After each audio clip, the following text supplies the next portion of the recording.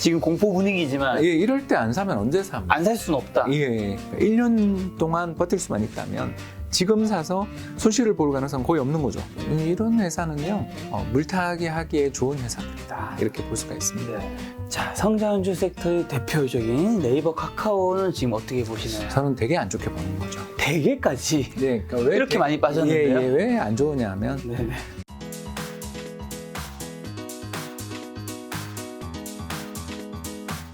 올해 한 역대급으로 힘든 해 같아요. 한 네 번째쯤으로 힘든 해 같습니다. 아, 올해 왜 네 번째일까? 일단 첫 번째랑 첫 번째는 외환위기죠, 뭐. 외환위기. 외환위기 때가 정말 97년 외환위기는 제가 이코노미스 생활한 지 얼마 안 됐을 때 네네. 겪어가지고 어리버리하게 이게 망하나 보다 뭐 이러다가 이제 그때 또 제가 잠깐 뭐 반짝 스타는 되긴 했는데 네. 아니, 그때 이제 뭐 사라 뭐 이런 보고서를 써가지고 그때 외환위기가 날 때 가장 좋은 업종 뭐 이런 걸로 네네. 제가 히트를 한번 친 적이 있어가지고요. 네. 그 그다음은요? 다음이 2008년 글로벌 금융위기였는데 그때는 제가 이제 뭐 은행 그냥 KB 네네. 딜링룸에서 외환 딜링룸에서 이코노미스트 하는데 실시간으로 망가지는 걸 보고 있었잖아요. 맞아요. 그러니까 막 거래가 어마어마한 거래가 터지는데 전부 달러사자만 있지 팔자는 하나도 없어서 야 이거 진짜 나라 망하는 거 아닌가 싶을 정도의 공포를 느끼는 그런 힘든 장이었다면 마지막으로 힘들었던 건 9.11 테러 때 2001년 9.11 테러 때가 세 번째로 힘들었고요. 그때는 정말 밤에 자고 있는데 하도 전화가 와서 받았더니 모 방송국 기자분이셨는데 지금 미국에서 동시다발 테러가 벌어졌는데 시장 어떻게 되냐 이런 이야기 질문을 받으면서 너무너무 제가 놀랐던 기억이 있었는데 이번에 한 네 번째쯤 되는 것 같습니다. 이번에 알면서도 당하는 기분 있잖아요. 그 찝찝한. 그러니까 전쟁이 장기화되지는 않을 거라고 생각했었는데 장기화되고 맞아. 또 미국이 셰일오일 생산만 늘리면 될 것 같은데 그건 뭐 전혀 인센티브도 안 주고 또는 바이오 디젤이라고 들어보셨죠? 옥수수나 이런 걸 가지고서 기름 짜는 건데 그런 거에 대한 또 여러 가지 정책들만 좀 전환만 시켜도 네. 세계적인 지금 곡물난 이 수백만 명의 개발도상국 아이들이 굶주리거나 이제 죽어갈 위기에 처해 있는 이 끔찍한 일들이 벌어지는데 전혀 뭐 국제적인 사회에서 제대로 된 대응도 없고 여기 이제 마지막으로 중국이 또 그렇게 상해에다 베이징까지 봉쇄했다가 그렇죠. 또 다시 봉쇄할 거라는 이야기도 들리고 하면서 네. 금융시장에 있는 참가자 입장에서 볼 때 네. 중국이 이거 앞으로 계속 봉쇄하고 하면 공급 사슬망 또 문제가 좀 해소될 줄 알았는데 다시 악화되는 거 아니냐 이런 공포들까지 있다 보니까 분명 저 악재들은 결정만 내리면 해결될 문제들인데 전쟁도 안 끝날 것 같은 분위기 그리고 미국의 바이든 행정부도 뭐 어떤 정책이 나오는 것 같지도 않고 이제 사우디아라비아 간다 그러는데 그걸 진작 갔어야죠. 이런 것들도 안 되는 거에다가 중국은 정말 10월까지 계속 봉쇄하나 싶은 공포 이렇게 다 알지만 저거 그냥 행동만 하고 결단만 내리면 될 문제들이 여러 있는데 하나도 안 하는 걸 보며 정말 이거 답답한 기분이 있지 않습니까? 그 이전에 있었던 세 번의 위기는 막막함이었다면 이번 위기는 되게 답답한 위기라고 볼 수 있겠습니다. 이 답답한 위기 속에 사실 이번 주랑 이제 지난주에 이제 증시가 굉장히 안 좋았던 게 미국의 5월 소비자 물가지수 상승률이 전년 동월 대비 8.6% 기록. 1981년 12월 이후 이제 41년 만에 최고치였고 월스트리트 애널리스트 전망치의 8.2에서 8.4% 크게 웃도는 거고 한국에 있는 굉장히 많은 분들도 사실 이거 전망치가 떨어질 거라 생각을 대부분 했잖아요. 저도 틀렸고요. 이게 탁 트면서 이번 주에 있을 FOMC에서 이제 빅스텝도 아닌 자이언트 스텝이 나올 것이라 생각하면서 이제 증시가 완전히 큰 패닉을 된 것 같은데 어떻게 보세요 지금? 저도 틀린 이유는 중고차 값이 그렇게 급등을 다시 할 줄은 몰랐죠. 꺾였다는 얘기 좀 많았잖아요. 그랬었는데 다시 급등하고 여기에다가 항공요금이 4월 달에 18% 올랐는데 5월에 16% 올랐어요. 그러니까 한 달에. 그러니까 전월 대비 상승률이 18%, 16%가 나왔어요. 그러니까 이만큼 시장의 참가자들 입장에서 볼 때 이게 말이 되나 싶은 숫자들이 찍히니까 좀 어떻게 보면 저도 그렇고 좀 많은 분들이 혼란스러운 걸 넘어서서 멘붕해버리는 거죠. 왜 멘붕했냐 그러면 일단 아니 사람들 마음이라는 게 다 그렇겠지만 제가 이제 차를 사러 갔는데 중고차 값이 신차 값보다 더 비싸다 그러면 아예 풀리겠지 뭐 기다리자 이러지 않을까 생각을 했었던 거고 더 나가서 또 항공요금이 그렇게 오르면 아예 뭐 그럼 자동차로 여행하지 뭐 아니면 다른 데 가지 이게 우리의 그 가격 기능이잖아요. 근데 그게 지금 전혀 안 먹히는 거죠. 왜 그럴까? 더 오를 거라는 기대가 이미 좀 형성된 거 아니냐. 즉 매점매석 분위기라는 거죠. 그러니까 더 오를 테니 지금이라도 잡아둬야 돼. 이런 거에다가 추가적으로 플러스 알파가 뭐 우리 다 알지만 중국이 전 세계적으로 아무튼 자동차 부품이든 공급 사슬망에서 제일 중요한 역할을 하는 중국이 또 봉쇄할 수도 있다라는 공포 속에 야, 이 가격의 이 급등세는 안 꺾인다. 이런 기대들이 형성된 거라면 사실 이게 오래 갈 수 있잖아요. 지금 인플레이션이 안 잡힐 수도 안 잡힐 수도 있다라는 그런 있겠죠, 걱정을 예, 지금. 그렇습니다. 그런 걱정을 하게 된 거죠. 그래서 야, 뭐 중국 계속 봉쇄하는데 뭐 생산이 재개되겠어? 네. 아니 미국 사람들 저렇게 값이 올라도 항공 요금이 저런 말도 안 되는 가격이 됐는데도 또 간다고? 야, 그러면 지금이라도 사야 되는 거 아니야? 뭐 이런 분위기가 그러니까 주식시장도 그렇잖아요. 더 간다라고 생각되면 상한가를 쳐도 사잖아요. 그렇죠. 예, 그런 것처럼 지금 시장의 분위기가 좀 싸한 면이 보이니까 네. 투자자들이 공포를 느끼는 거죠. 아, 이거 일시적으로 인플레이션이 났다가 꺾이는 방향으로 이제 갈 거라고 다들 컨센서스가 있고 맞아요. IMF가 지난 4월에 냈던 세계경제 전망 보고서를 보더라도 네. 내년 초에는 미국 물가 상승률 2%다 이렇게 전망을 했단 말이에요. 완전히 근데 이 전망이 왜 지금 이렇게 크게 틀리고 있냐 생각해 보면 결국 이 매점매석 좀 일부 부분이긴 하지만 이 징후가 좀 보이는 것도 있고 더 나가서 우리 서두에 이야기했지만 전쟁을 종결시키기 위한 협의가 좀 나오든가 아니면 셰일 오일 생산량을 증산을 위해서 정부가 보조금을 좀 주든가 아니면 뭐 사우디를 인제해 가는 그런 문제가 아니라 네. 이란이랑 사우디 쪽에서 나오는 그런 생산되는 물량들을 갖다가 좀 더 이끌어낼 수 있는 하루에 60만 배럴이 뭐예요 증산이 뭐 참 놀리는 것도 아니고 그러니까 이런 식의 무능함 또는 대책 없음이 엮이고 엮여 이렇게 되는 거니까 답답한 거죠. 아, 이번 주에 그럼 6월 FMC 있잖아요. 예. 거기서 아마 빅스텝이 아니라 자이언트 스텝 했으면 좋겠다. 예, 차라리 하겠죠? 했으면 좋겠다. 이 파월이 바보 취급을 이렇게 받게 된 이유가 뭔가? 네. 이 사람이 3월에 25bp, 5월에 50bp 했잖아요. 우리. 그렇죠. 그죠? 근데 그때라도 75bp를 그냥 두 번에 나눠하는 게 아니라 한 번에 75bp나 100bp를 해버렸으면 네. 6월은 할 수 있다 하더라도 7월은 금리 인상 안 할 거 아니에요. 네. 무슨 말씀인지 아시겠죠? 그러니까 정책 효과를 극대화시켜서 시장에 패닉을 한번 주더라도 그 뒤에 오히려 안도감을 줄 수 있는 상황인데 이 6월도 하고 7월도 한다라는 게 이미 기정사실이면 100bp 전에 합쳐서 그럴 바에야 이번에 자이언트 스텝 또는 더 큰 자이언트 스텝 100bp를 해서 7월에 안 한다는 그런 어떤 시그널을 주는 게 신호를 주는 게 좋을 텐데 글쎄 그 사람이 주가가 이렇게 폭락하는데 100bp 인상할 수 있는 사람이 아닌 것 같아서 저는 또 50bp 해서 사람을 또 걱정을 다음에도 또 할 거 아니냐 이러다 끝이 없게 늘어지는 거 아니냐 이런 걱정을 또 만들지 않을까 우려됩니다. 지금 오늘 날짜 기준으로 코스피가 지금 장중에 마이너스 1.31%로 2,500이 붕괴가 돼서 2,470에 이제 아마 올해 최저점인 네, 저점입니다. 것 같은데 그리고 코스닥도 2.32% 809고 그 다음에 미국의 다우가 어저께 이제 2.79% 마이너스 S&P 500이 3.88% 나스닥이 4.68%. 예, 그렇습니다. 거의 지금 5% 빠졌습니다. 사실 이게 코스피가 2,700부터였나요? 많은 좀 전문가분들이 이제부터 사실 주가가 옛날보다 3,300보다 많이 싸졌으니까 이제 조금씩 이제 담아된다는 이야기들이 조금씩 나오기 시작했는데 네. 이제 2,500쯤 오니까 이제 어떻게 보면 그때보다 또 싸진 건 맞지만 네, 200 많은 분들이 이제 현금 여력이 좀 많이 줄어들기도 했고 그 다음에 그때부터 계속 살아있는데 계속 붕괴되고 있으니까 이거 어떻게 해야 되지 이렇게 많은 분들이 생각하실 것 같아요. 네, 맞습니다. 근데 어떻게 될까요, 박사님? 예, 뭐 이게 와야 사실 바닥이 오더라고요. 너무 어려운 것 같아요, 지금 진짜. 그래서 고점에서 지금 한 800포인트 빠진 거잖아요. 진짜 많이 빠졌는데 그렇게 생각하니까. 그래서 800포인트가 이제 뭐 장중 기준으로 하면 이제 900포인트도 될 수 있는 여건이 됐는데, 그렇죠. 예, 여기서 못 살 거면 뭐 주식은 하면 안 되는 거죠. 제가 참, 지금 공포 분위기지만 예, 이럴 때 안 사면 언제 삽니까? 안 살 수는 없다. 예, 여기서 더 떨어질 수도 있지만. 예, 저는 더 떨어질 수 있다고 보는 쪽이고요. 네. 왜 그러냐면 시장이 이게 안타깝게도 2, 3, 4월에 다시 신용이 늘었어요. 신용융자 느는 거 이게 되게 걱정이다. 네. 그 말씀을 지난번 방송에도 한번 했던 것 같은데 사실 우리 김 작가 TV에 제가 하도 자주 나오기 때문에 언제 했는지는 기억 안 나요. 저도 살게요. 한 달에 한 번씩 예, 나오니까요. 늦게 나와도 네. 두 달에 한 번씩 꼭 예, 나오셔서. 그게 다시 1월에 반등 매매가 나면서 레버리지 청산이 이루어져서 반등이 나왔는데 그 반등 과정에 새로운 돈이 들어오거나 적극적인 어떤 베팅이 들어와서 올라온 게 아니라 네. 안타깝게도 신용융자가 다시 늘면서 저가 매수에 들어왔던 돈들이 네. 지금 또 이번에 이렇게 패닉에 빠지면서 청산당하는 분위기가 나올 때는 안타깝게도 이 청산당할 때는 200포인트는 쉽습니다. 왜 그러냐면 이게 뭐 아침에 그냥 시장가로 반대매매 나와. 반대매매 나가버리는 그걸 알면 또 살 때 어떤 사람들이 반대매매 나오는 거 보고 사고 싶거든요. 그래서 더 밑을 대지 적극적인 사자세가 잘 안 나와요. 그렇죠.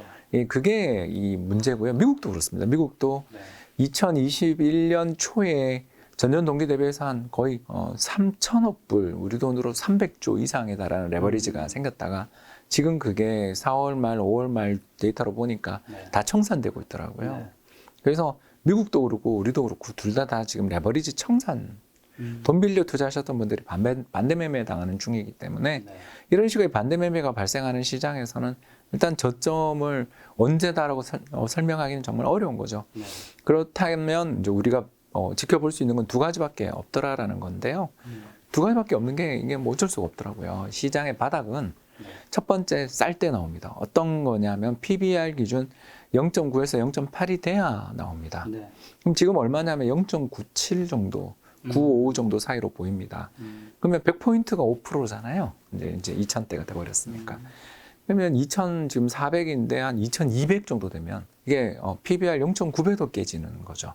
이게 뭐냐면 우리가 금융위기 레벨이라고 저희들이 부르는 예, 그러니까 왜 제가 이 말씀을 드리냐면 이게 바닥이라는 뜻은 아니고요. 여기서 1년 버티면 안 오른 적 없다라는 레벨입니다. 이게 지금이 바닥이다라고 홍 박사가 이야기했어가 아니고요. 0.9배 깨지고 사서 그 1년 뒤에 주식에서 수익이 안 난 적이 없어요. 왜 그러냐면 우리나라 기업들은 그건 지난 역사에서 확실한 거죠. 그렇죠. 왜 그러냐면 우리나라 기업들이 1년 동안 꾸준히 이익이 나는 나라잖아요. 특히 환율이 지금 1,300원인데 네. 환율 1,300원 레벨에서 수출 기업들 바보 아닌 다음에 이익이 나거든요. 네. 그러니까 바보라는 게 이제 두 가지 의미를 지고 있는 게 하나는 외화 부채 많으면 힘들겠죠. 달러로 빚을 많이 졌다. 뭐 너무 힘들 거 아니에요. 그건 안 될 거고 또 하나가 뭐냐면 환율이 올랐는데도 불구하고 제품 가격을 유지를 못하고 깎이는 기업들은 어쩔 수 없죠. 그거는 정말 수익이 더 나빠지겠죠. 근데 뭐 우리나라를 대표하고 있는 그런 기업들이 환율이 얼마 전에 1,100원 밑에 있었던 게 작년 이맘때 1,100원 밑에 있었던 게 지금 1,300원인데 여기서 올해는 이익이 안 날 수 있어요. 왜냐하면 환율 변동성이 너무 크니까. 근데 내년 이맘때가 됐는데도 지금보다 이익이 더 안 난다. 그런 기업 경쟁력이 없는 기업이니까 그런 건 사면 안 되는 거고. 근데 우리나라 기업들 대부분이 경쟁력이 있으니까. 그러면 어떤 일이 벌어지냐면 내년 이맘때 되면 PBR이 주가가 현 수준만 유지해도 PBR 0.8배가 돼요. 왜냐하면 1년 동안 쌓인 이익들이 유보가 되잖아요. 그렇죠, 그렇죠. 그렇기 때문에 내년 이맘때가 되면 우리나라 PBR이 그러니까 제가 아까 2,400이 깨졌다, 만에 하나 이런 이야기를 하는 거니까요. 그 정도 레벨이 되면 지금 0.9배인데 네. 그 0.9배가 내년 이맘때가 되면 0.8배가 되는 거죠. 주가가 하나도 안 빠져서. 그럼 뭘 뜻합니까? 1년 동안 버틸 수만 있다면 지금 사서 손실을 볼 가능성은 거의 없는 거죠. 그렇죠, 그렇죠. 이게 순자산 가치에 20% 할인, 15% 할인될 때 안 사면 주식 이게 어떻게 그걸 주식을 투자할 이유가 없는 거잖아요. 그때 안 사면 뭐 사실 주식 하면 안 될 수 안 있는 되는 거죠. 예, 그렇기 때문에 우리가 0.9배 됐을 때를 참 좋아하는 이유가 1년만 버티면 0.8배 된다. 2년 버티면 0.8배도 어쩌면 깨질 수도 있다. 그죠? 네. 뭐냐면 또 쌓이니까. 그렇죠, 그렇죠. 예, 이런 우리의 이익에 꾸준한 증가세가 있는 나라, 이익의 증가세가 있는 수출 기업들은 환율이 이렇게 극단적으로 상승하고 시장이 패닉에 빠질 때 안 사면 사실 그 오를 때 따라 사야 되는 그런 기업들이 많다. 이게 첫 번째고 두 번째가 국민연금이 지난 2월부터 이제 4달 연속 사고 있더라고요. 제가 누차 얘기합니다만 국민연금이 산다고 해서 바닥은 아닌데 국민연금 따라 사서 그 1년 뒤에 돈 못 번 적이 없잖아요. 이거는 여러분 국민연금에 계셨기 때문에 확실하게 말할 수 있는 거죠. 어제 저녁에도 그냥 추정치 아니고. 국민연금 오비들하고 술 먹었는데 네. 뭐래요. 거기 아니, 계셨던 분들은 어떤 생각을 이제 하세요? 뭐 나오는 애가 있어서 네네. 국민연금에서 이제 퇴사하는 친구가 있어서 네. 그냥 이렇게 맥주 한잔 하잖아요. 맥주 한잔 하면서 야, 너 이렇게 안 좋을 때 나오냐고. 시장 좀 좋을 때 나오지 왜 안 좋을 때 나오냐 뭐 이런저런 이야기를 하면서 근데 이제 이럴 때가 또 연기금이 역할을 할 때 아니겠냐.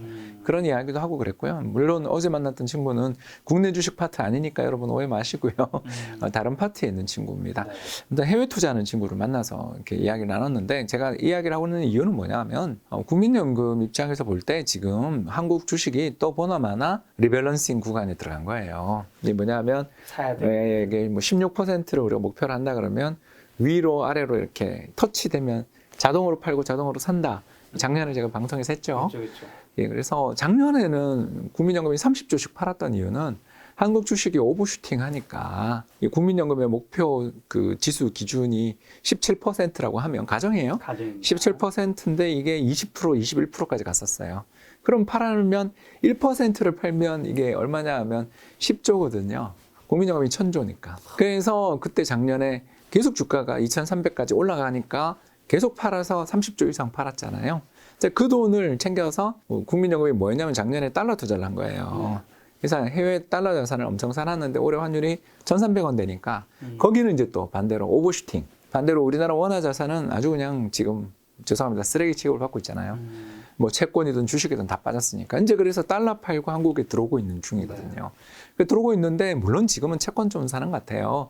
주식은 그냥 좀 살려고 돌아선 정도이고 적극적인 매수는 아직 안 보이지만 현 주가 레벨이 되면 아마 적극적인 매수로 돌아설 여지는 충분하다. 그렇게 보여집니다. 그러니까 뭐 지금 한국 주식시장에서 가장 중요한 저가 매수 세력인 국민연금도 돌아서는 것 같고 두 번째 밸류에이션 레벨에서 청산 가치에 지금 10% 디스카운트를 향해서 가고 있고 내년 이맘때까지 현 주가 유지된다고 치면 15% 디스카운트, 20% 디스카운트도 눈앞에 와 있는데 여기서 사서 1년, 2년 기다려서 물린 적 있냐. 역사적으로 그거 한번 보자. 요 말씀을 드리고 싶은 거죠. 아마 박사님도 들어보셨을 것 같은데 레이 달리오가 현금이 쓰레기다. 근데 주식은 현금보다 더 쓰레기다. 그렇죠. 라는 멘트를 했잖아요. 네. 요거 어떤 의미예요, 정확하게? 인플레 할때 뭐하러 주식하냐 이거겠죠. 현금도 쓰레기인데 네, 주식. 그러니까 커머디티 투자했다고 자랑하는 거죠. 근데 레이 달리오 그런 이야기 들을 때마다 저는 한숨이 나오는 게 왜요? 이분 펀드 성과 되게 안 좋거든요. 아, 진짜. 그러니까 자기 펀드나 잘 하고 그러니까 좀 저희들이 이제 하는 이야기 있잖아요. 뭐 제가 주식을 잘해요 하고 나온 사람이 성과가 그 뒤에 부진해지면 그 전에 했던 이야기가 이렇게 박제되잖아요. 그죠. 예, 그렇기 때문에 저도 이코노미스트로서 이렇게 나와서 틀린 전망을 가끔 하잖아요. 하죠. 안 할 수가 없는데 지나고 생각해 보면 그래도 홍 박사 이야기는 그때는 좀 성급했지만 뒤에 지나고 보니까 맞는 이야기가 많았다라고. 다 맞추셨으면 홍달리오. 홍 달리오 아니 좀 빼고 홍 버핏. 레이 달리오 저 별로 안 좋아하고요. 워렌 버핏 좋아합니다. 왜냐하면 돈 잘 버는 사람은 그렇게 굳이 책을 열심히 쓸 이유가 없어요. 그러니까 워렌 버핏 보세요. 자기가 쓴 책 하나도 없잖아요. 그렇죠. 뭐 자서전이든 또는 저기 여러 가지 남들이 막 그런 책들이 그게 전부 그 뭡니까 주주총회에서 발표한 내용을 기록한 거잖아요. 그런 사람들이 정말 잘하는 사람들은 은퇴하고 써도 되는데 레이 달리오는 그렇게 자꾸 갖고 있으면서 그러니까 브릿지워터 갖고 있잖아요 아직. 그래서 좀 그런 거고요. 그래서 저는 항상 매니저들은 포지션으로 좀 말을 하고 성과로 말을 하고 주주들한테 말을 하는 게 더 좋지 않나 싶어서 레이 달리오가 최근 몇 년 사이에 갑자기 그가 열심히 책도 쓰고 강연을 엄청 하시잖아요. 특히 유튜브에서. 그래서 그걸 보고서 브릿지워터 앞으로 힘들겠네 그랬는데 또 그렇게 됐네요. 자, 그럼 어쨌든 가만히 있으면 저절로 가난해지는 세상, 인플레이션 시대잖아요. 그렇습니다. 지금 상황에서 가장 먼저 해야 되는 게 뭔지랑 좀 돈값이 떨어지고 있는데 맞습니다. 현금으로 이제 많은 분들 그 생각하실 것 같아요. 지금 인플레이션 시대라서 돈값 떨어지고 있는데 현금 뭘 사야 되는데 부동산 뭐야 이거 떨어지고 있네? 주식으로 가려고 했더니 주식 박살나고 있네? 아니 이거 뭐 감정이 약간 들어갔어요. 작년 11월에 집을 사서 아니 내 현금 박살나고 있는데 뭘 살 것도 다 박살나고 있으니까 가상화폐 쪽도 박살나고 있어. 그러니까 사람들이 좀 어떻게 해야 될지 모르는 제가 것 내재 같아요. 가치 없다 이야기했다가 그렇게 혼났던 가상화폐 이야기를 하셔서 저도 지금 한숨이 나오는데요. 네, 어떻게 될까요, 지금? 예, 뭐 일단 아무것도 안 할 수는 없고. 아무것도 안 할 수 없을 때는 역시 그 원화 채굴이 최고죠. 원화채굴. 예, 열심히 일을 해서 저가 매수하는 수밖에 없다. 글로서도. 예, 그래서 제가 맨날 하는 이야기 있잖아요. 한국 주식이랑 미국 국채 좀 사라고. 네네. 미국 국채 살았으면 지금 얼마나 환율이 급등했습니까? 미국 국채야 손실 났잖아요. 달러 표시로 돼 있는 국채는 손실 났는데 환율이 급등하는 바람에 그렇죠. 예, 달러 표시 국채에 투자하셨던 분들은 지난 1년 수익률 보시면 알겠지만 다 플러스거든요. 플러스예요. 예, 거의 지금 유일하게 플러스 난 그러니까 자산들이 주식시장에 박살났는데 여기가 플러스면 엄청. 예, 그러니까 상대적으로 엄청나게 플러스가 됐고 또 금을 금 그런 거 살 필요가 있어요라고 했지만 대체 자산 투자 또는 리츠 조금 사놨던 분들은 배당으로 지금 버틸 수 있잖아요. 그래서 옛날 그 금 좀 팔아야 되겠습니다. 예, 저는 좀 옛날 팔았습니다. 커플링인지 그냥 묻혀. 뭐래? 왜 그러셔? 기차에서 안 판 거 있잖아. 있어요. 마음이 있는 게 아니라 기차에서 놔둔 것들. 아, 좀 오늘 이상해. 제가 오늘 우리 김 작가님이 말씀을 하실 때 좀 약간 그 왜요? 심한 빡침을 약간 느끼는 것 같아요. 왜요? 부동산 이야기하면서 이러면서 잘 안 쓰시는 용어들을 쓰시는 거 보면서 그만큼 힘든 장이다. 힘든 장인데 이럴 때는 원화 채굴이 제일 중요하다. 열심히 일하고 저축하는 수밖에 없다. 그리고 이제 두 번째, 저축해서 올인 좀 하지 말자. 그래서 저는 미국 국채랑 한국 주식 너무 싸니까. 근데 한국 주식 싼 게 이게 바닥인지 아닌지는 우리가 모르니까 견딜 수가 없을 수 있거든요. 올인하면. 그렇죠. 나 다시는 저 양반 말 안 들어. 이렇게 될 수 있잖아요. 그러니까 미국 달러가 비싼 건 사실이지만 국채도 많이 조정받았다. 국채도 좀 사자. 이런 식으로 투자를 해보면 충분히 지금은 저는 버틸만 하고 오히려 한 1년 지나고 2년 지나고 보면 야 그때가 기회였어 소리가 또 나올 수도 있다. 그렇게 보는 거죠. 그래서 지금은 좀 분할해서 정립하자. 그렇죠. 예, 그리고 원화 채굴하자. 그리고 바닥이지만 좀 버틸 수 있는 여유 자금으로. 예, 급한 급한 자금 돈은 빼면 안 되는 게 제가 맨날 이제 그 제 유튜브 채널 저도 질문이 박사님 저 전세 올려줘야 되는데 이거 어떻게 운영할까요? 라는 말을 들으면 주식하지 마세요라고 첫 마디가 바로 나오거든요. 왜 그러냐면 항상 조금 더 잘 해보면 될 것 같은 때가 있을 것 같은데 좀 잘하시네요. 잘 안 돼요. 막 아껴서 그래. 그러니까 기한이 정해진 돈은 운영이 참 쉽지 않아요. 기한이 정해진 돈은 조급해지겠죠. 네, 그렇습니다. 그래서 좀 느긋하게 바라볼 수 있는 돈들은 충분히 성과를 낼 수 있는데 올인하거나 레버리지하거나 기한이 있는 돈은 운영이 쉽지 않기 때문에 그냥 그때 저는 그냥 은행 예금 넣어놓으시라고 그랬던 기억이 나는데 급한 돈들은 지금 이렇게 저가 매수다. 예, 여러분 지하 밑에 지하실 있고 지하실 밑에 지하 2층이 있고 그러잖아요. 얼마 전에 우리가 지하실 왔다 싶었는데 1월에 2,500 장중에 갔을 때 지하실이다 그랬는데 거기서 지금 100포인트가 또 빠진 거잖아요. 그러니까 이거는 알 수가 없더라고요. 진바닥이 언제인지는 알 수 없다 그러는데 진바닥의 지문은 두 가지다. 레버리지 청산, 그죠? 두 번째가 앞서 잘 말씀드린 것처럼 국민연금이랑 이런 데서 적극적으로 살 정도의 밸류에이션 매력이 있을 때 그런 때가 아닌가 생각돼요. 생각해보니까 박사님이 역사적으로 힘드셨던 때가 외환위기, 금융위기, 이제 9.12 테러 때 힘들었다고 말씀하셨잖아요. 다 0.8배 깨질 때. 근데 사실 지금은 이게 그때만큼의 힘든 이슈는 아니지 않나요? 아닌데 좀 장이 계속 지지부진하게. 네, 그게 더 무서워요. 좀 사실 그게 좀 힘들어요. 힘 빠지는. 예, 그래서 제가 아까 또 우리 김 작가님 말씀에 맞는데 그때는 멘붕해서 힘들었다면 지금 근데 지금은 답답해서 힘든. 그때 막 이런 거면 지금. 예. 짜증이 좀 나는 장 있잖아요. 이 답이 보이는데 전혀 안 하는 그런 분위기. 그래서 2018년도 이랬잖아요. 미중 무역 분쟁 때문에 경기 나빠지는데도 트럼프는 자기 그해 연말에 선거 앞두고 계속 관세 3번에 걸쳐서 인상했죠. 거기다가 파월은 또 경기가 나빠지고 있는 게 보이는데도 금리 인상해서 장단기 금리 역전되고 불황신호 오고 막 그러다가 결국 그해 연말 2018년 연말에 크리스마스에 대해 패닉 발생하면서 시장 우리 종합주가 지수가 2600에서 1800 가던 800포인트 그때도 800포인트 빠졌고 이번에는 이제 그보다 더 빠졌는데 아무튼 그런 장들이 나오게 되는 걸 보면 다 정치적인 요인들이 되게 크고 거기에 연준이 금리를 진작 올려야 될 때는 안 올리다가 경기 나빠지는 거 보이는데 금리를 올리고 있는 걸 보면서 답답했던 기억이 있다면 지금 파월도 답답하지만 파월 책임보다는 지금은 바이든 책임이 너무 크니까 바이오 디젤 관련돼 있는 이런 것들 좀 해서 굶어 죽어 가는 사람들은 없도록 만들어주게 식량으로 풀 수 있게 이렇게 만들어야 되는 거가 제일 우선인 거고 더 나가서 셰일 오일 생산이 분명 환경에 문제가 생길 수 있다는 건 알지만 사람 목숨이 더 중요하지 않냐. 그렇죠. 저는 이런 관점에서 좀 보조금 줄 수 있는 거 아닌가. 이 문제에 대해서는 셰일 오일 좋아하는 공화당 협력도 얻을 수 있을 텐데 꼭 맨친 그 할배 상원의 지배자 그 할배만 눈치를 봐야 되는가. 이런 것들을 생각해 보면 참 이게 이념, 정치 이게 지금 푸틴이 우크라이나에서 학살 저지르는 것도 그런 거 아니겠어요?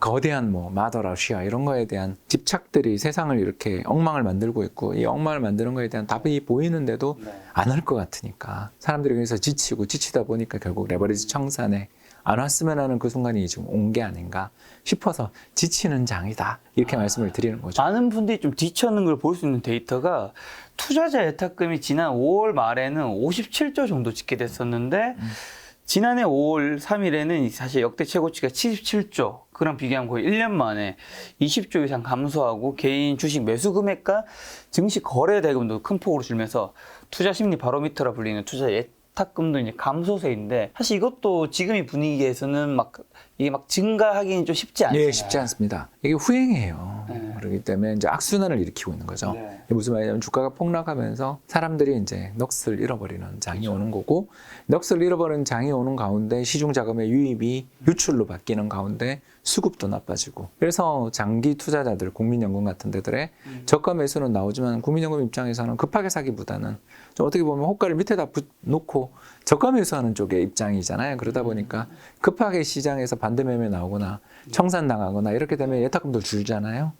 그런 일들이 벌어지게 될 때 시장이 이제 급박한 하락세가 나오는 이런 일들이 벌어지는 거죠. 그래서 이럴 때 이제 주가가 폭락할 때 바닥의 신호를 몇 가지 우리들이 이야기하는 게 첫 번째가 이격. 그죠. 20일 이동 평균선 대비해서 지금 주가가 얼마나 이격이 커져 있는가. 이걸 많이 보는 거고요. 두 번째가 거래가 언제 터지느냐. 네. 거래가 갑자기 확 터질 때가 이제 걷잡을 수 없는 반대 매매가 촉발되고 또 그 과정에서 줍줍이라고 하는 그런 저가 매수들이 들어오는 시기에 주가 폭락하는 과정에서 길게 위아래로 꼬리 달리면서 이건 이제 캔들 차트 보는 법을 보시면 되고요. 거기서 거래 터지는 시기가 나올 때가 일단은 한번 시장의 반등이 출현할 수 있는 그런 여건인데 지금은 일단 오늘 장은 제가 아직은 아닌 것 같다는 생각이 좀 드는 거리 없이 방금 우리 김 작가님 이야기하신 것처럼 거리 없이 그냥 쭉 밀면 밀리는 그런 장세가 나오는 것 같아서 마음이 좀 아픕니다. 환율이 1200 원래 90원까지 갔다가 다소 좀 내려갔었잖아요. 한 1230원까지 내려갔던 것 같아요. 근데 지난 5월 16일 이후로 약 한 달 만에 지금 다시 1290원대로 이번에 올라왔는 걸 보니까 뭔가 이번 기울기는 1300원을 지난번에 못 뚫었는데 이번에 뭔가 뚫을 것 같은 기세가 좀 느껴지더라고요. 예, 미국 달러 인덱스가 전 고점을 넘었기 때문에 우리도 1300원 넘을 것 같습니다. 그 우리나라 환율을 결정짓는 요인이 우리 국내에 거의 없거든요. 네. 그래서 우리나라가 뭐 나라에 문제가 생겼기 때문에 환율이 오른다라는 생각은 버리시는 게 좋고요. 네. 지금 글로벌하게 달러가 너무 강세다. 네. 글로벌 땅세가 초강세로 가고 있는 상황에서 한국의 변방에 있는 세계 이제 10위권 경제 대국이지만 네. 거래량, 그러니까 외환 거래량 기준으로는 10위권에서도 중후반이거든요. 우리나라 외환 시장이 되게 작아요. 이런 작은 시장은 글로벌 금융 시장에서 달러가 전날 강세다 그러면 환율 바로 오르고 갭 상승하고 시작하는 나라이기 때문에 여기에 또 우리나라가 잘 아시는 것처럼 2018년, 2019년 때 중국이 혹시 여러분 기억나시는지 모르겠는데 환율 조작국 지정됐던 거 기억나시죠? 그때 우리나라는 그냥 관찰 대상국이긴 한데 우리나라가 그때부터 어떤 걸 하고 있냐면 한 해 중에 1년에 2번으로 알고 있는데 2번에 걸쳐서 외환시장에 정부가 개입했던 내역들을 이렇게 밝혀요. 보고해요. 네, 그런 식으로 우리나라의 포지션들이 낱낱이 다 드러나고 있는 중이기 때문에 우리나라가 지금 환율을 올리기 위해서 개입했던 것들도 아니고 환율을 또 안정시키기 위해서 오히려 노력을 한 면이 있는 나라인데 우리나라가 뭐 환율 조작국 지정이 되네 안 되네 그것 때문에 어떻다라는 그런 이야기들은 전 그냥 넘겨서 보시는 게 좋고요. 결국 우리나라는 지금 수급이 달러의 강세 속에서 외국인이 주식을 팔면서 왜냐하면 우리나라 투자하고 있으면 환차손이 발생하니까 아까 우리 그 미국채 이야기 기억나시죠? 미국 국가 채권 국채에 투자했던 데서는 손실이 났지만 대신 환율 때문에 환차익이 발생하면서 플러스다라고 말씀을 드린 것처럼 이런 상황에서 벌어질 때는 외국인 입장에서 한국 시장 정말 좋게 봤던 사람들이라고 하더라도 조금 빼놓자라는 생각을 하기 마련이고 이게 환율을 그러니까 미 달러장이 강세일 때는 우리도 환율이 올라간다. 여기 이제 마지막으로 세 번째 요인이 뭐냐면 디폴트 리스크들이잖아요. 그래서 이런 디폴트의 리스크들이 부각되는 시기, 기업들의 파산 리스크들이 부각되는 시기에는 또 위험 자산 싫어해요. 위험 자산이 뭐냐? 주식이잖아요. 그러니까 해외 주식 투자해 놓은 게 또 더 빠져나가는. 그래서 미국 달러 강세에다가 우리나라 시장에서 외국인들이 환차손 문제 등 이런 것들 때문에 또 우리 시장에서 손절매성 매물도 나오고 그러는 거에다가 지금 디폴트 리스크들이 나오는 나라도 있고 기업도 있으니까 좀 안전자산으로 채권으로 가자. 그래서 미국 인플레가 그렇게 되게 심하다는데도 미국 고금리는 보면 뭐 3% 초반 정도잖아요. 왜 그렇게 물가 상승률이 8%인데도 그 밖에 금리가 안 오르나 하면 결국 투자자들이 갈 데가 없는 게 금이랑 원유 그리고 미국 달러 표시 국채로 결국 돈이 피신을 하다 보니까 인플레의 그는 강력한 상승에도 불구하고 미 연준의 금리 인상 우려에도 불구하고 장단금리 역전될 정도로 장기금리는 안 오르더라. 이런 말씀을 드릴 수 있겠습니다. 저도 한 차선 한 차익을 뭐 경험한다고 볼 수 있는 게 이제 유튜브 수익이 달러로 아, 들어오잖아요. 맞아. 달러로 와요. 그럼 원화로 바꿔서 높아지면 좋죠 저는. 한국 주식 샀어. 나 한국 주식 박살나고 있어. 근데 시청자 수, 시청 시간 수가 요새 영 저는 안 좋아요. 약간 밑 빠진 독에 내 돈을 받고 있다는 느낌이 들어요. 계속 빠지고 있어서. 네, 맞아요. 아, 진짜 요새 환율은. 아니 근데 많이 환율이 지금 올랐는데. 1,300원 올라가면 환율이 좀 떨어져야 외국인이 어쨌든 한국에 들어올 거잖아요. 네, 그래야 그렇죠. 수급이 좀 해결될 텐데 이게 당장 해결되지 않으면 외국인도 뭐 당장 좀 들어오는 쉽지 거는 않죠. 예. 그래서 매수를 보면 국민연금 들어오고 그다음 외국인 들어오지. 예, 순서가 좀 그렇습니다. 그리고 국민연금 들어오고 외국인 들어온 다음에야 장이 바닥이 나오는데 아직은 바닥 징후가 보이긴 하지만 진바닥이냐까지는 아직 잘 모르겠다. 어쨌든 한 가지 좋은 신호는 우리나라의 이제 태권브이 국민연금이 네, 지금 조금씩 사고 있다. 예, 근데 많이 안 사더라고요. 좀 많이는 안 사고 있다. 팍팍 사주면 좋겠구만. 자, 국제유가도 지금 서부 텍사스가 120달러 정도 고공행진 이어가고 있는데 한번 어떻게 보시고 이 고유가가 계속 이어질 시에 좀 어디에 좀 투자하면 좋을까요? 근데 원유 관련돼 있는 상품이 좋은데 네. 원유 선물 상품은 아시는 것처럼 좀 코스트가 많이 있으니까 대안이 되는 게 에너지 관련 기업들이겠죠, 그죠? 네. 그래서 에너지 관련 기업들 중에서도 또 배당 잘 주는. 네. 그럼 벌써 앱스 모바일이나 쉐브론 같은 기업들 또는 그런 관련 산업 ETF들은 괜찮은 선택일 수 있다라는 게 첫 번째겠고요. 이제 두 번째는 그럼 유가가 언제까지 오르냐? 그러니까. 이렇게 물으면 오르는 건 저는 다 왔다 보는데 왜냐하면 7, 8월 드라이빙 시즌, 그러니까 미국 사람들 차 몰고 다니는 거 좋아하는 기름을 뭐 그냥 하마처럼 펑펑 쓰는 리터에 뭐 2km밖에 못 가는 험비 같은 그런 차들 몰고 다니니까 이게 그 7, 8월에 여행 시즌이 오면 우리 또 아까 항공료까지 올랐기 때문에 국내 여행을 많이 가게 될 텐데 그때 기름도 많이 쓰게 되고 그렇게 되니까 자연히 지금은 유가가 6, 7월에는 원래 올라요. 네, 그런 시기에 아까 이야기했었던 것처럼 인플레이션에 대한 우려를 또 부각시키는 여러 투기적 요인들도 좀 있었던 것 같고 네, 그것 때문에 유가는 오르기 마련인데 그럼 8, 9월 이후에 가을로 가면 허리케인만 뭐 그렇게 정말 비정상적으로만 많이 안 오면 유가는 하반기에는 좀 둔화될 가능성은 있다 이렇게 보는 거죠. 왜 그러냐? 일단 첫 번째는 증산이 안 이루어지고 있다곤 하나 원체 유가가 높다 보니까 조금씩 그 투자는 이루어지더라고요. 이걸 가장 잘 보여주는 게 미국의 셰일 오일 가스 산업에 고용돼 있는 근로자 숫자인데 지난 2018년 피크 때 한 20만 명 고용돼 있던 게 지금 12만 명으로 줄었어요. 고용이 8만 명이나 줄었다라는 건 이건 너무 많이 줄은 거죠. 근데 그게 월간 기준 이제 이번에 고용 보고서를 보니까 꾸물꾸물 늘더라고요. 이거는 이제 곧 그 뒤에 증산을 뜻하는 거니까 증산이 이제 하반기에는 조금씩 이루어질 가능성이 있다. 그래서 미국이 역사상 최대로 석유 생산할 때가 배럴당 그러니까 하루에 배럴이 2천만 배럴도 넘고 그랬었었는데 지금 뭐 1,500만, 1,600만을 향해서 가는 중이니까 여기서 좀 더 증산이 이루어지고 EIA의 예상처럼 내년 이맘때 상반기에 2천만 배럴 이상으로 안정적으로 증산이 이루어지면 사실 러시아산 유럽으로 가던 원유 수출 금지된 게 3,400만 배럴이거든요. 그거를 미국 혼자 거의 만회는 할 수 있을 것 같아요. 근데 시간이 걸리는 거죠. 그리고 또 걱정이 뭐냐면 가스는 그렇게 미국이 유럽으로 가스 수출은 하고 있는데 늘고 있더라고요. 느는데 이게 그 파이프라인에 의지를 하고 있던 나라들은 LNG 터미널이 없어요. 그러니까 왜냐하면 이게 되게 위험한 물질이잖아요. 액체 상태로 만들어 놓은 액화 천연가스를 터미널을 통해서 수입해서 그걸 파이프라인으로 보내줘서 집집마다 보내주는 그런 걸 만들어야 되는데 그게 과연 노드스트롬 1, 2에 의지하던 독일 같은 나라들이 되겠냐. 라는 걸 생각하면 천연가스 가격이 높은 수준을 유지하게 되면 자연스럽게 이제 또 무슨 일이 벌어지냐 하면 LNG 발전이 아닌 기름 발전을 이해되시죠? 그러면 기름 수요가 늘거든요. LNG는 지금 뭐 조달이 안 된다라면. 그러면 그 난방 수요가 또 연말에 있죠. 그죠? 난방유 수요라고 들어보셨을 겁니다. 뭐 예를 들어서 등유 이런 거. 예, 그런 것들을 떼는 수요들이 유럽에서 늘어나면 이것도 기름값이 오를 요인이 있어요. 그래서 제가 그냥 틀릴 겁니다.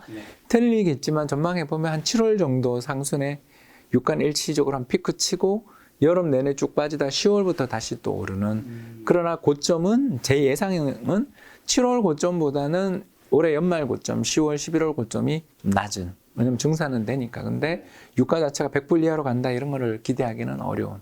그러니까 인플레이션 걱정이 이렇게 심한 거죠. 그냥 어느 정도 고유가 시대에는 당분간 좀 이어지고. 그리고 석유 기업들의 마진도 좋은, 정제 마진도 좋고 뭐 이런 쪽은 계속 유지될 가능성이 있으니까 네. 뭐 저는 배당 보고 투자를 하더라도 에너지 기업은 일단 올해는 그렇게 크게 에너지 기업들이 주가 폭락할 것 같지는 않은 그런 분위기다. 이렇게 보고 있습니다. 그래서 원자재 투자도 좋지만 그건 너무 힘드니까 에너지 관련 기업 투자를 처음에 이야기한 게 그래서 그렇습니다. 자, 이런 장에서는 박사님도 물린 주식이 사실 없을 수 없잖아요. 맞습니다. 그렇죠. 박사님 좀 어떻게 대응하는지랑 또 시청자분들도 김 작가와 마찬가지로 이제 계좌가 이제 파란색 계좌가 좀 많을 텐데 좀 어떻게 하면 좋을까요, 이거? 물 타고 있습니다. 물타기. 네, 물 타는 게 뭐 최선인 것 같아요. 네. 그래서 금이랑 미국 국채 좀 팔아가지고요. 네. 왜냐면 이 둘이 유일하게 플러스더라고요. 그래서 이거 좀 팔아가지고 많이 빠진. 근데 미국 주식을 살려고 봤더니 그건 환율이 또 많이 올라서 미국 주식은 좀 상대적으로 덜 깨진 편이어서 네. 한국 주식 물 타고 한국 국채 물 타고 있는 중이고요. 그리고 근로 채굴, 원화 채굴 열심히 해서 요새 열심히 요즘 강연 많이 다니시더라고요. 네, 강의를 열심히. 인스타그램에 아주 강연이 전국을 다니고 계셔.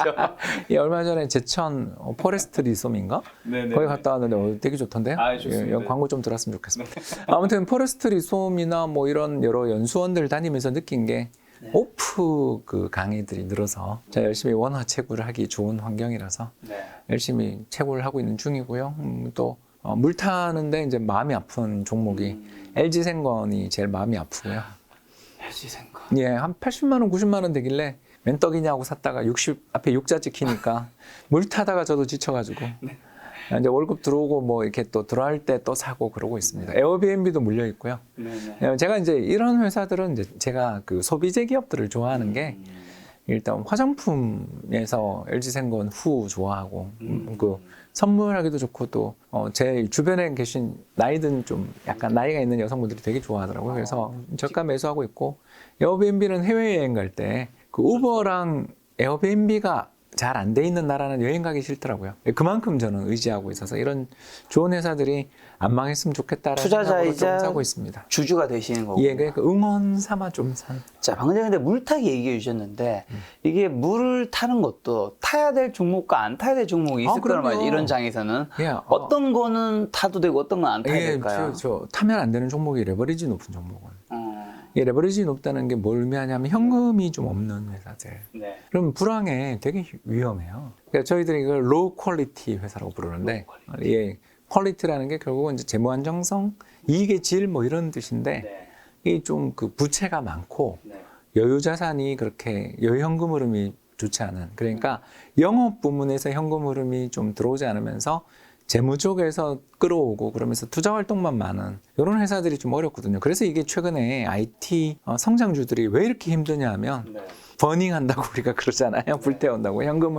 현금을 불태우면서 열심히 우리가 좀 성장하려고 애를 쓰는 그런 기업들이잖아요. 그런 기업들은 이게 자금 조달을 신속하게 받지 못하면 망하거든요. 미국의 그 벤처 기업들, IT 기업들이 그 현금 고갈돼서 사람 해고하고 막 이런 뉴스들 보신 것처럼 그런 회사들이 좀 죄송합니다만 로우 퀄리티 회사거든요. 그렇기 때문에 이런 회사들은 좀 쉽지 않습니다.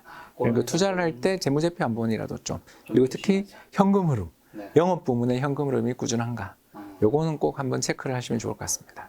네, 체크라고 하셔서 섹터 두 개만 좀 점검하면 자, 많은 분들이 이제 국민주 삼성전자, SK하이닉스. 야, 얘네들 지금 물 타게 해도 되는 건지 아니면 상황 좀 어떤지. 네, 이런 회사는요.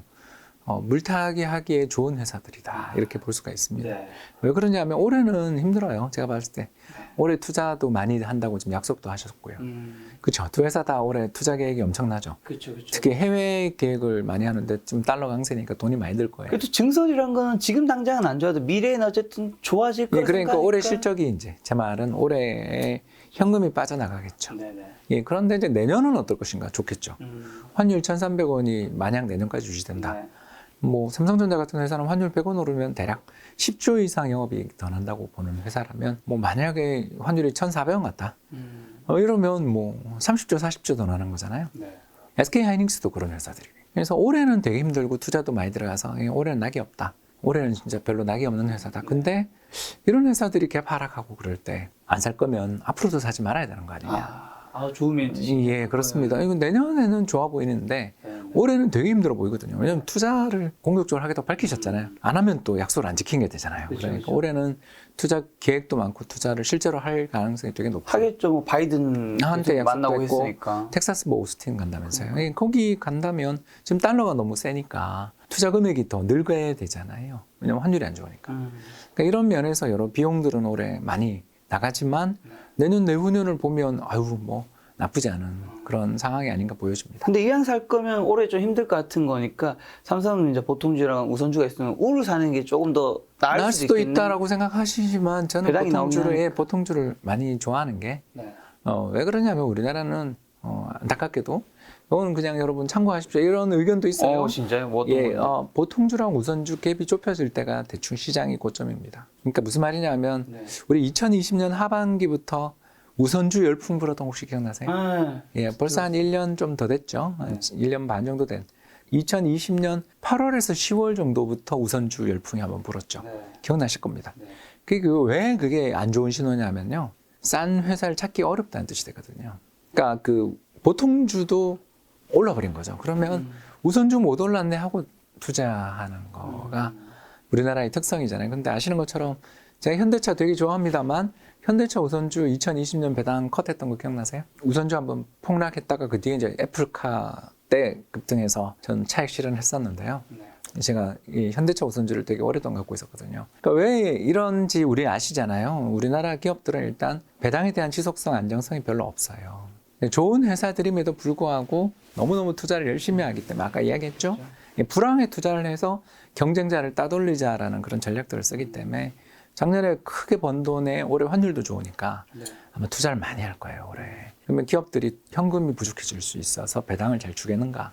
두 번째, 우선주까지 급등했을 때는 대체로 시장에 싼 회사가 없어서 급등했을 거니까 보통주 빠질 때라고 해서 우선주가 그렇게 잘 버틸 것 같지 않다. 그래서 저는 우리나라 시장에서 우선주 투자는 메인 DC가 되기는 좀 어려운 면이 아직은 있다. 이렇게 말씀을 드리고 싶어요.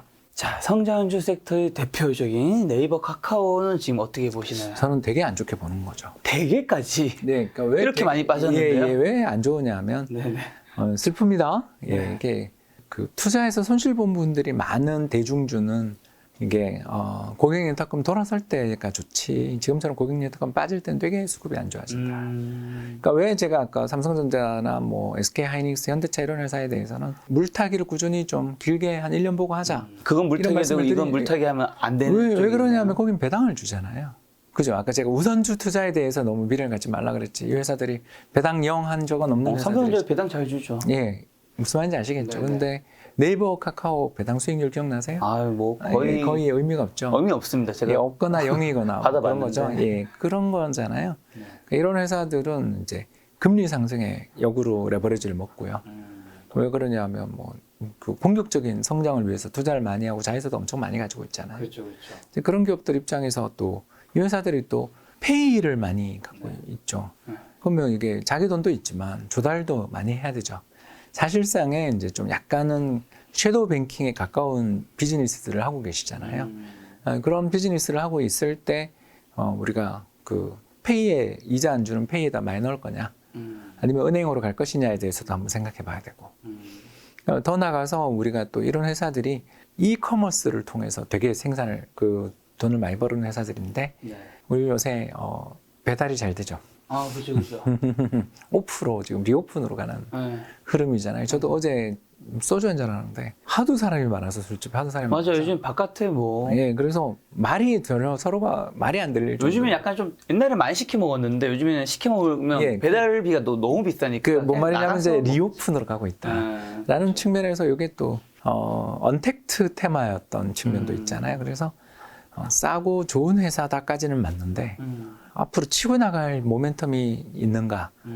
특히 현대차, 기아차, 삼성전자, SK하이닉스 등등처럼 전체 매출의 대부분이 수출인 것도 아니고, 그러니까 해외에 대한 비전과 미래는 있지만 아직은 내수 위주인데 금리 상승 국면에서 괜찮으냐 이런 것들을 우리가 좀 질문해보고 싶은 거죠. 현대차, 기아는 그래도 수출 위주의 회사니까 좀 좋게 보시는 그것도 그렇고 달러로 매출이 발생하면 아무리 올해 우리나라 기업들 어렵다 그러더라도 달러로 매출 발생하는 회사들은 환율 급등할 때 당장은 힘들지만 그 내년에도 힘들 거냐를 물어보자는 거죠. 그러면 오늘 이제 박사님께서 지금이 굉장히 힘든 장이지만 이런 장에서 주식을 안 사면 앞으로 주식 투자하기 힘들다는 멘트를 해주셨는데, 그러면 그 뜻은 어쨌든 주식을 지금은 팔기보다는 그래도 사야 하는 타이밍을 말씀해 주신 것 같은데, 지금 만약에 현금 보유가 조금 있으신 분들이라면 그래도 조금 뭐 다 사시면 안 된다고 아까 말씀해 주셨고 현금 보유를 해야 되니까 어느 정도는 어떤 걸 조금 담아야 될까요? 일단 한국 주식, 미국 국채인데 한국 주식은 아까 말씀드린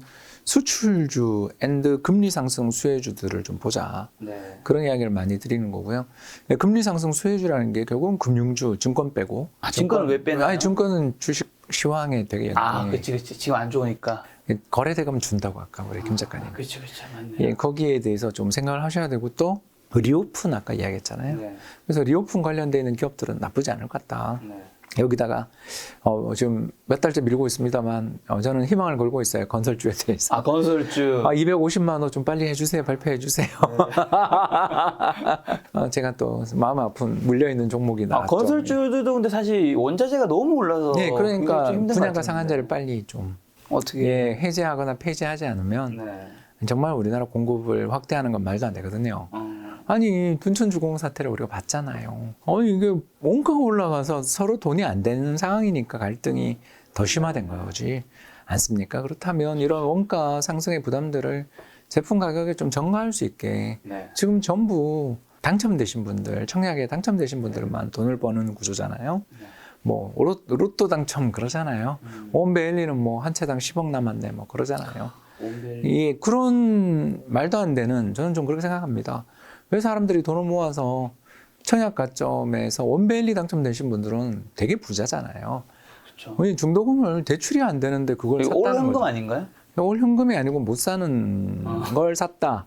그럼 부자인데 그냥 애도 많고 부양가족도 많은데 작은 집을, 그죠? 작은 게 아니면 또 왜냐하면 청약 가점제가 아니니까 청약 가점 100% 가점은 전부 다 국민평형 이하 작은 평형들인데 대부분 그런 사람들은 죄송합니다. 부잣집 막내 아들들이거나 뭐 현금흐름 굉장히 좋으신 분들인 거잖아요. 근데 그런 분들한테는 어마어마한 이익을 주면서 전체적으로 주택 공급을 저해하는 방향으로 좀 가면서 장기적인 주택 시장의 안정을 해치고 있으니까 분양가 상한제를 하루빨리 폐지 혹은 완화했으면 좋겠다. 그리고 두 번째, 주택 공급 확대 정책들은 구체적으로 좀 어떤 면에서 나올지 가이드라인이 좀 나왔으면 좋겠다라는 거고요. 이게 나올 거라고 저는 믿고 있다 보니까 원장관님 믿어요. 믿고 있다 보니까 건설주 힘들어도 그래도 미래가 좀 있는 쪽 아니냐라면서 여기서 원장관님 원희룡 장관을 말씀하신 거겠죠? 국토교통부. 뭐 여러 원장관님이 있을 수 있겠죠. 시장에도 모르실까 봐. 왜 자꾸 그렇게 구체적으로 몰아요. 정확하게 집어드립니다. 예, 원희룡 장관님 살려주세요. 자, 근데 지금 미분양이 이제 쌓이는 뉴스들이 조금씩 나오고 네, 있잖아요. 사실입니다. 예. 사실인데 이게 사실 또 뭐 나왔다 해서 이게 위험한 수치로 봐야 될 수도 있고 아닌 정도일 수도 있는 거잖아요. 지금 어느 정도 상황인가요? 이 지역별로 다릅니다. 네. 예, 그래서 인천, 대구가 네. 지금 미분양이 나오고 있고요. 네. 앞으로 좀 약간 리스크 있는 지역을 굳이 이야기하라면 뭐 부산. 부산. 이 지역들의 특성이 이제 공급이 좀 있습니다. 네. 공급이 있으면 경기가 조금만 나빠져도 시장 바로 미분양으로 나올 수 있는 거거든요. 그렇기 때문에 충분히 미분양은 나올 수 있는데 이제 이 미분양이 전국적인 단위로 보면 역사상 최저 미분양을 계속하고 있는 중이니까. 아직 여전히 전국으로는 최저. 역사상 최저 레벨이죠. 네. 거기다 서울, 뭐 경기 이쪽은 또 뭐 더 없고요. 그러다 보니까 주택 시장이 좀 이제 작년은 모두 다 오르는 시장이었다면 올해는 양극화 또는 옥석 가리기의 시장이 되는. 그래서 시장이 보면 막 그 좀 똘똘한 한 채에 대한 선호가 높다 보니까 좀 입지도 좋고 신축이다 싶으면 이게 뭐 신고가 계속.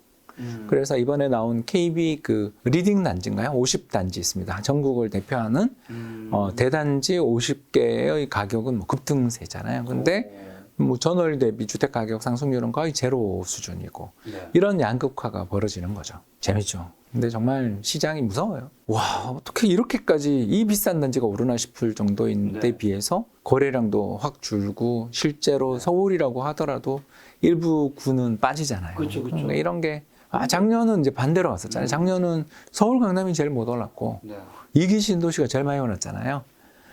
이기 신도시 지역들이 제일 많이 올랐거든요. 뭐 강화, 김포, 저기 인천, 영종도부터 저기 검단 그렇지 않습니까? 그리고 양주 옥정 그리고 다산 뭐 저기 뭡니까 남양주에 아무튼 있는 여러 신도시들부터 당장 남쪽으로 또 내려가 보면 동탄에 시흥에 안산에 뭐 어마어마하게 올랐잖아요.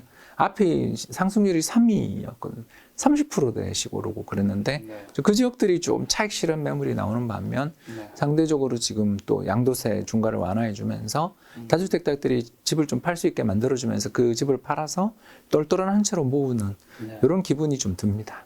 근데 지금 이 현상을 가지고 누군가 이런 얘기 하더라고요. 한쪽에서는 강남이 신고가 치니까 똘똘한 한 채 이 분위기 계속 갈 거잖아요. 계속 신고가를 강남이라든가 이런 일부 지역은 칠 것이다 하는 부분들이 있고 어떤 부분들은 지금 강북이든 뭐 지금 송파도 빠지고 있다. 여기 빠지는데 결국 그 분위기가 강남까지 안 갈 거 아니야. 강남도 결국 빠질 수밖에 없다. 약간 좀 대립되던데. 경기 전망 차이 같은데요. 스태그플레이션이 와서 세계 경제 결국 망가지고 미국도 마이너스 성장한다라고 보면 그럼 다 박살이죠. 후자가 맞죠. 그런데 그런 것까지는 저는 안 보는 쪽이니까 경경이 좀 나빠진 건 사실인데 지금 그 인플레이션에 대해서 지난번 편에서 제가 말씀드린 것처럼 항공요금 저렇게 올라가는데 경기가 망가진다라고 보기는 이건 부자들이 돈 쓰는 중인데 결국 경기 과열에 따른 인플레에서 집값이 다 폭락하는 걸 본 적이 있냐. 그냥 작년에 너무 급등한데 차익 실현 매물에 똘똘한 한 채 흐름이 이어져서 올해는 저는 그래서 인플레는 못 이긴다. 근데 그렇다고 해서 빠지려고 보니 공급도 너무 없고 명목 GDP도 뭐 엄청 오르고 그래서 얼마 전 발표된 1분기 가계 동향 조사 보고가 있는데요. 이게 뭐냐면 그 각 가계 표본 전국의 표본 가구가 가계부를 제출하는 거예요. 그래서 봤는데 지난해 같은 기간 대비 올해 1분기 1, 2, 3월이 소득이 10% 늘었어요.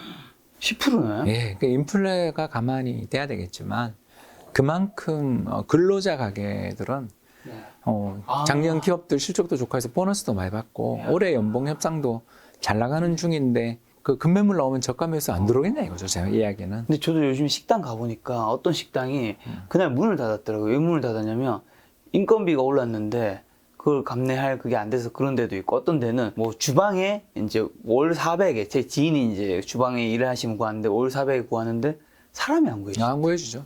여러분 이게 진짜 왜 인플레가 이렇게 계속되나요? 라는 질문에 대한 답이에요. 일단 이게 2020년, 21년 지나면서 뭘까요? 오프 쪽에서 언택트로 엄청나게 사람들이 이동을 했는데 그쪽이 이제 지금 조금 안 좋아지고는 있지만 사람의 이동이라는 게 또 한 번 간 게 다시 돌아오는 게 되게 시간이 많이 걸린다. 두 번째가 작년이 우리나라 역사상 최대 이익이 났잖아요. 기업 실적이. 그러면 상장 기업들의 우리나라 좋은 기업들은 올해 지금은 힘들지만 작년 이익이 그렇게 났는데 주주한테 배당만 주고 그냥 입을 닦을 수는 없어요. 우리나라는 이해관계자 자본주의도 좀 있잖아요. 그러다 보니 아무래도 근로자들한테 좀 지금 화물연대 파업 보시면 알겠지만 또 파업이라든가 이런 근로자들의 힘들이 뭐 미국만 하더라도 스타벅스에 노조 생기고 아마존에 노조 생기는 것처럼 지금처럼 이렇게 좀 경기가 작년 되게 좋았고 올해도 아직은 여전히 지속되는 중에 임금이 안 오르기 어렵거든요. 이런 여건 인플레이션이 또 발생해서 임금 인상을 요구하는 사람들의 또 말의 설득력도 있고 하는 상황에서 집값이 폭락한다. 그러니까 이러려면 경기가 엄청 나빠져서 우리나라 수출이 마이너스 가야 여기 오는 건데 아직 안 보이잖아요, 그게. 예, 그래서 너무 좀 빠르다. 물론 내년에 불황이 올 수 있다는 전망이 계속 대두되는 건 안다. 그거는 지난 시간에 이야기한 것처럼 전쟁이 내년까지 가고 아우 끔찍하다, 그죠? 전쟁 내년까지 가고 바이든이 뭐 셰일 오일이든 뭐 이런 거에 대해서 하나도 지원 안 해주고 사우디가 세계 경제가 망하든 말든 나 몰라라 하면서 절대 증산 안 해주고 또 바이오 디젤 뭐 이런 거 엄청 생산해서 기름값 오르니까 오히려 잘 됐다 그러고 식량이랑 식량은 전부 다 기름 짜는데 넣어버리면 아니 내년에 스태그플레이션 올 수 있죠. 그거는 아는데 그렇게 다 바보일 것이냐. 또 미국의 셰일 오일 증산이 그래도 좀 나오지 않겠냐. 또 사우디가 이렇게 돈 많이 버는데 좀 도와주지 않겠냐. 그러니까 너무 비관적인 것만 보면 스태그플레이션이 가는 건데 꼭 그렇게만 볼 요인이 있냐. 하나라도 저 요 세 가지 요인 중에 하나라도 좀 개선되면 그래도 인플레이션 압력이 22년 하반기에는 좀 진정되고 2023년 가면 그래도 인플레는 남아있지만 지금처럼 8%씩 9%씩 가는 인플레는 좀 꺾이지 않겠냐. 이 정도 되면 연준이 금리 인상 안 하고 동결로 가면 굳이 그렇게 또 뭐 강력한 경기의 침체, 붕괴가 꼭 올 거냐 이런 이야기를 하는 거죠. 박사님은 지금 상황을 뭐 그렇게 좋게 보진 않지만 또 뭐 내년이나 그때 뭐 경기 침체까지 뭐 우려할 정도로까지는 그래서 생각하지 않으시는 90년 그 걸프전 때랑 비슷하지 않냐. 아, 걸프전. 예. 저 너무 오랜만에 듣어요. 언제였어요? 1990년, 91년인데요. 제 초등학교 때다. 예, 그때 이제 국제유가가 10달러가 40달러 됐어요. 전쟁 날 때. 네. 지금처럼 됐죠. 우리 재작년에 뭐 국제유가 마이너스 30불이 지금 120불이니까 네. 그때만큼 올랐죠. 그죠? 그때만큼 오르고 또 전쟁의 승패가 다국적군이 그 사막의 폭풍 작전 하기 전까지는 미국이 질 수 있다는 전망도 되게 많았죠. 그래서 지금처럼 우리가 다 느끼는 것처럼 전쟁에 대한 예측들 진짜 전문가 믿으면 안 된다라는 걸 그때 제가 많이 느꼈는데 러시아가 뭐 이거는 3일 거리다, 일주일 거리다 그랬는데 지금까지 전쟁하고 있잖아요. 100일이 지났는데. 이런 것들 보면 하는데 문제는 이제 이 전쟁이 시장에 주는 충격은 그때도 되게 컸어요. 1990년에 굉장히 컸는데 1년쯤 지나고 보니까 결국 사람들이 그런 거에 적응하고 또 에너지 소비도 줄이려고 노력하고 그리고 전쟁도 이제 미국이 참전해서 하니까 금방 끝나고 그렇게 계속 불타던 쿠웨이트의 유정 화재들도 또 진정되는 가운데 국제유가가 다시 7불까지 가거든요. 그러니까 그런 일들이 벌어졌었어요, 예전에. 지금이 100% 걸프전처럼 간다. 뭐 이렇게 비교하기는 어렵지만 적어도 전쟁에 지금 공포를 부각시키며 경제를 끝없는 인플레로 몰고 가는 요인 세 가지인데 이 세 가지가 계속 간다라고 하면 안 되는 거지만 설마 그렇겠냐. 그렇죠. 좀 낙관적으로 저는 볼만한 부분도 있지 않냐. 이 말씀 드리는 거죠. 그럼 이렇게 양극화가 심해진 부동산 시장에서 좀 특히 좀 조심해야 되는 아파트는 좀 어디였던 걸까요? 작년에 급등한 데죠. 작년에 급등한데. 네, 그 전에 뭐 미분양 있고 또는 되게 거래가 잘 안 되다가 갑자기 몇 건 안 되는 거래로 급등했던 지역들은 차익 실현하고 싶지 않겠어요? 그렇죠. 그리고 차익 실현 매물이 나올 가능성이 높은 그런 지역들이 꽤 보입니다. 그래서 좀 구체적으로 힌트를 드리자면 큰 지역으로 작년에 시군구별로 네. 30% 이상 올랐던 지역들은 조심하자. 그러니까 몇 년 전에 세종이 44% 오르고 이렇게 고생하잖아요. 예, 여러분 그렇습니다. 너무 단기에 급등하면 네. 차익 실현 매물이 안 나올 수 없다. 그렇죠. 이 말씀을 꼭 드리고 싶습니다. 박사님이 이제 점심 시간에 이제 배가 고프셔서 배에 꼬르륵거리고 계셔서 제가 마지막 좀 요거 한 개만 드리고 오늘 방송 또 마치도록 뭐 하겠습니다. 끝내지 그걸 또 마지막을 하나 더 해요. 자, 지금 시대에 만약에 2022년에 박사님께서 20대로 돌아가신다면 투자에 있어서 이것만큼은 준비하겠다라는 게 뭐 하나 정도 있을까요? 예, 차 안 샀을 것 같고요. 아, 그렇죠. 아무래도 목돈이 들어가 버리니까. 예, 그래서 차 안 사고 그 돈으로 한국 주식, 미국 국채 반반 투자 시작했을 것 같아요. 그랬으면 와 정말 네, 더 좋은 차를 네. 또 더 좋은 집에서 이렇게 지하 주차장 있는 집에서 살지 않았을까. 한국 주식과 미국 국채라고 하면 이제 미국의 주제는 좀 정해져 있고, 그럼 한국 주식은 조금 어떤 뭐 포트를 그냥 위주로? 뭐 코스피 200 TR 같은 것부터 네. 일단 종목을 고르는 눈이 없잖아요. 20대. 20대니까. 그래서 일단 인덱스를 좀 사놓고 네. 자기가 일하는 업종 산업에 대해서 좀 잘 알게 되면 저는 그래서 그때 주식에서 제가 제일 잘하는 산업이 뭐냐 어떤 분이 물으시면 보험업을 제가 좀 잘 알거든요. 보험 산업을. 그래서 보험사 중에서도 특정한 어떤 보험사 주식을 지금까지 한 4번인가 5번 매매해서 한 번도 실패해 본 적이 없는 보험사가 있어요. 왜 그렇게 되냐 하면 그 보험사에 대한 관심을 은행이랑 증권을 오랫동안 다녔으니까 그렇죠. 계열 보험사에 대한 사정도 좀 알게 되고 하다 보니까 보험사 투자를 좀 하게 되더라고요. 그러면서 정말 예전에 이런 종목들 투자해서 실패해 본 적이 없었어요. 그런 것처럼 자기가 잘 아는 분야, 자기가 종사하는 분야에서 점점 더 잘 알게 되면 그때 종목 늘려나가면 되지 않을까 생각합니다. 지금 장에서 이제 많은 시청자분들이 어쨌든 굉장히 힘들잖아요. 힘들면서 어떻게 보면 아까 그 박사님께서 말씀해 주신 이제 근로에 이제 집중하라고 하셨는데 또 근로가 주식 시장과 부동산 시장이 힘들면서 약간 집중하기 힘들고 힘들죠. 약간 양쪽 다 애매해지는 상황이 있는 분들에게 박사님께서 그냥 한마디 응원 메시지만 주신다면. 여러분 또 시간이 지나가고 나면 그때 살 걸 그랬지 그럴 수 있습니다. 왜냐? 1년 지나면 PBR 0.8배대가 된다. 우리나라 역사상 0.8배 됐을 때 5번밖에 없었고요. 이 5번이 아까 오늘 제가 힘들었다고 하는 시기들하고 다 겹칩니다. 그래서 9.11 테러, 2008년 글로벌 금융위기, 그리고 또 2015년 중국 위엔화 평가절하 할 때 2018년 미중 무역 분쟁, 2020년 코로나 팬데믹이잖아요. 지금 또 그 레벨을 향해 가더라고요. 근데 그 뒤에 1년, 2년 지나서 시장 어땠는지 한 번만 더 역사 속에 공부해 보시면 좋지 않을까 생각됩니다. 네, 그 속에서 많은 분들이 좀 힘든 투자 심리 좀 위안 좀 받으셨으면 좋겠다는 생각이 들었습니다. 오늘 만남의 손님은 홍시우 박사님이었습니다. 지금까지 여러분 소중한 시간 함께 해주셔서 정말 감사합니다. 오늘도 금작가였습니다. 고생 많으셨습니다. 감사합니다.